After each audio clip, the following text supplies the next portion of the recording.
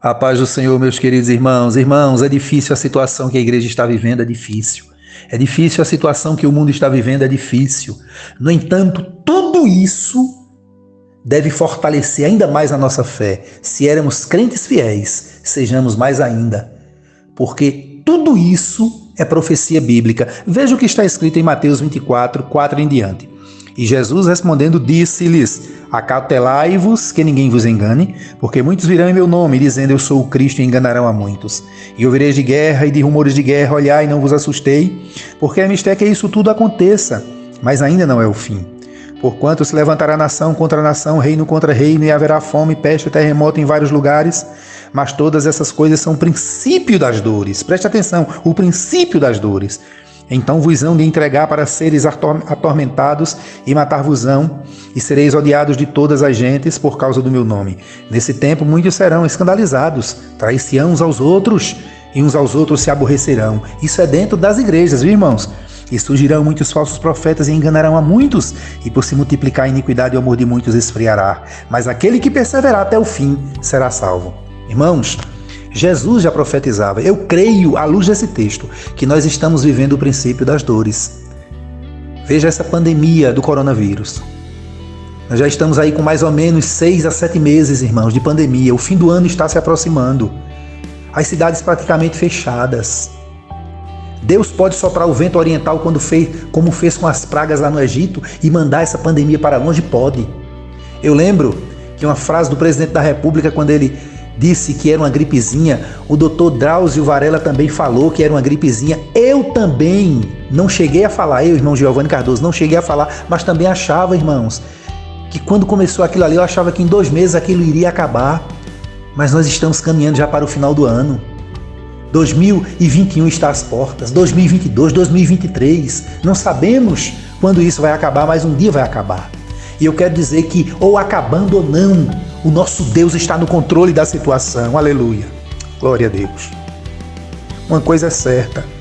Jesus está usando esta enfermidade para tratar com a humanidade, principalmente com os soberbos da terra, principalmente com os soberbos no meio do povo de Deus, no meio da igreja do Senhor. Homens que deveriam estar orando, deveriam estar unidos, deveriam estar proclamando o evangelho com sinceridade, com honestidade, mas pelo contrário, estão causando grande escândalo na igreja do Senhor pelo mundo afora, e aqui no Brasil não é diferente.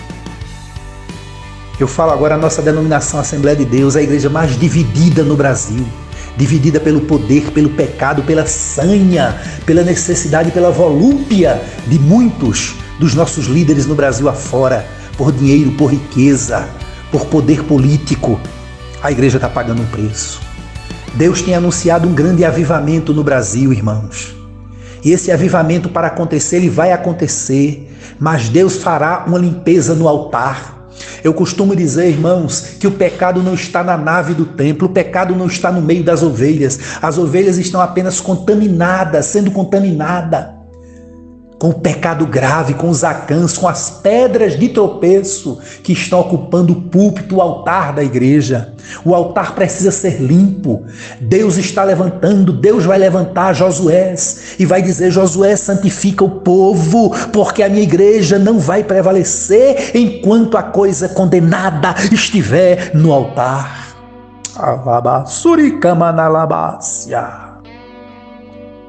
Aleluia. Glória a Deus. Os irmãos me perdoem. A gente evita, irmãos, nós nos emocionamos, nós sentimos a presença de Deus diante de tanto caos, diante de tanta vergonha causada, irmãos, por homens que um dia foram homens de Deus, causada por homens que nunca foram homens de Deus e que se fizeram, outros que foram e que se desviaram. Nós conhecemos muitos pastores, muitos homens que estão como o crente Ló, como diz o apóstolo Pedro. O crente Ló se afligia com os pecados de Sodoma e Gomorra. Mas a gente vai ver o contexto lá em Gênesis capítulo 18 e 19, irmãos.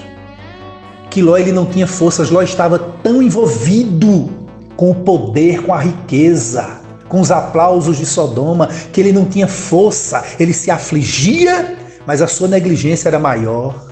O seu apego às coisas materiais, ao dinheiro, ao poder é maior. A gente vê um exemplo no capítulo 19, que a misericórdia de Deus foi tão grande que os anjos precisaram pegar Ló pelo braço e dizer: bora, Ló, a cidade vai ser destruída, porque senão Ló tinha morrido. Por causa disso, Ló perdeu a mulher, perdeu as filhas, perdeu a família. As filhas de Ló, irmão, estavam tão contaminadas com o pecado de Sodoma que não pensaram duas vezes em embebedar o seu pai e deitarem-se com ele e gerarem uma geração ímpia e inimiga de Israel. Meu Deus, meu Deus, meu Deus. Será que ainda há esperança para esses pastores, para esses líderes? O prazer de Deus é usar bocas santas, irmãos, para pregar o Evangelho, para que almas se rendam. O que a gente está vendo pelo país afora, irmãos, são pregadores, pastores, arrebanhando multidões. Muitos até promovem eventos que Jesus salva 50, 100 pessoas e alguém atribui, irmão, veja a insanidade do povo, atribuir aquela salvação àquele pregador. A palavra tem poder, irmão, as pessoas estão ali sedentas de ouvir a palavra. O Espírito Santo, mesmo com restrições, porque o Espírito de Deus está sendo restringido pelo pecado latente, pela podridão dos líderes da igreja. Mas Jesus ainda tem compromisso com a igreja e almas são salvas. O que eu quero dizer com isso, irmãos, é que a coisa está tão séria que nós não podemos, eu pelo menos, irmão Giovanni, eu não me sinto mais à vontade, eu fico calado quando eu vejo um pregador pregando, alguém elogiando, um pastor pregando, alguém elogiando, eu fico calado, porque, irmão, a gente corre o risco de elogiar aqui e dias depois a gente vê aquele homem em um escândalo, aquele homem já vinha em pecado há muitos anos, há muito tempo, enganando a igreja, e chegou o momento de Deus descobrir o pecado. Vocês fiquem certos. Esse ano de 2020, com essa pandemia, Deus está revelando muita coisa. Em 2021, 2022, 2023, daqui para frente, Deus vai revelar, irmão, escândalos terríveis envolvendo pastores, envolvendo líderes da igreja e principalmente da nossa denominação centenária, Assembleia de Deus no Brasil. Porque os homens se misturaram com a política, irmão, com o poder, com o dinheiro. Para nossa tristeza, irmãos, muitos pastores que nós conhecemos, inclusive, estão recebendo a propina gospel, além de receberem salários altíssimos da igreja, em plena pandemia. Ainda estão recebendo a propina gospel por debaixo dos panos para ficarem calados, para não visitarem os seus parentes, porque saíram da igreja tal para a igreja tal. Estão recebendo dinheiro por debaixo dos panos para silenciarem. Esses homens estão pagando e pagarão um preço muito alto. Famílias desestruturadas, a igreja sendo contaminada pela podridão, pela carniça que está saindo do altar. E esses homens enganam a igreja, por isso que o apóstolo Paulo disse aos Colossenses: irmãos, tenham cuidado para que ninguém vos engane.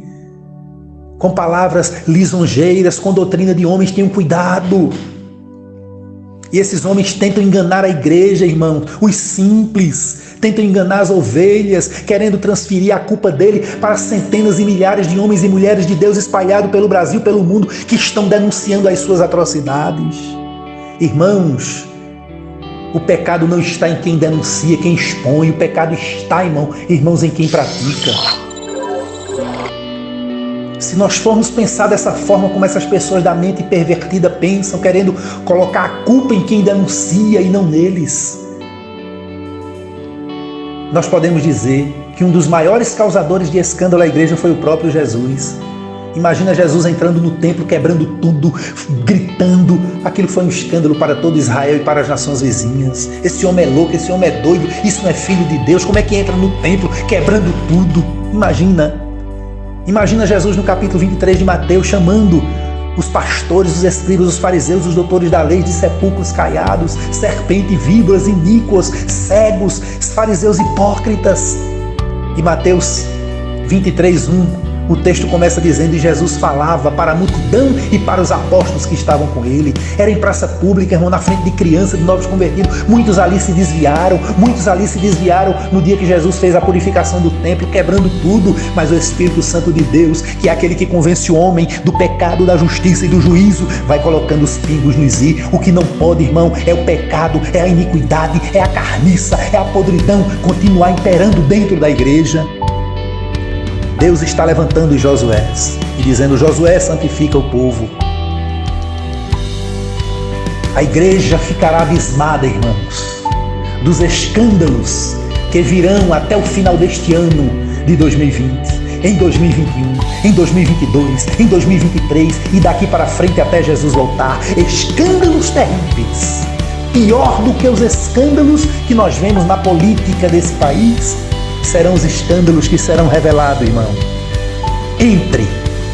envolvendo pastores, presidentes de convenções estaduais, de convenções regionais, de convenções nacionais. Mas Deus fará a limpeza e o grande avivamento prometido pelo nosso Deus, ele há de vir sobre a igreja para a glória dele. Louvado seja o nome de Jesus. Glória a Deus.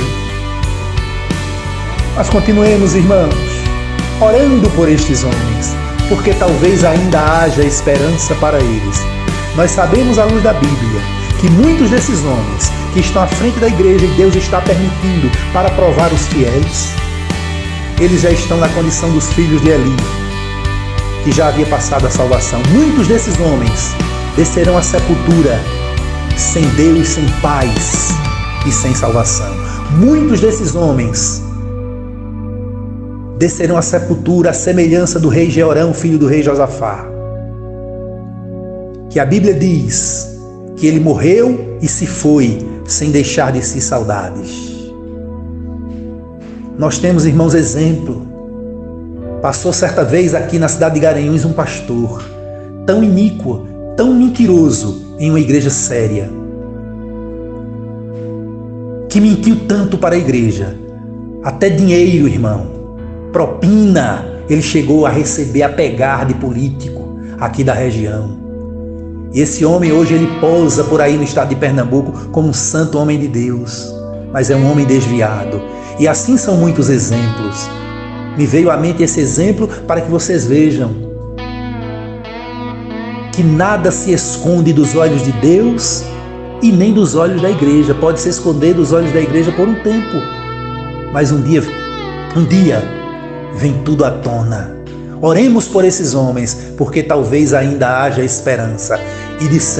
E digamos com autoridade: ora vem, Senhor Jesus, ora vem, Senhor Jesus, traz o avivamento, Jesus, limpa o altar, Jesus, purifica o altar, Jesus, porque a igreja é tua, Jesus, em nome de Jesus. Que Deus abençoe a todos.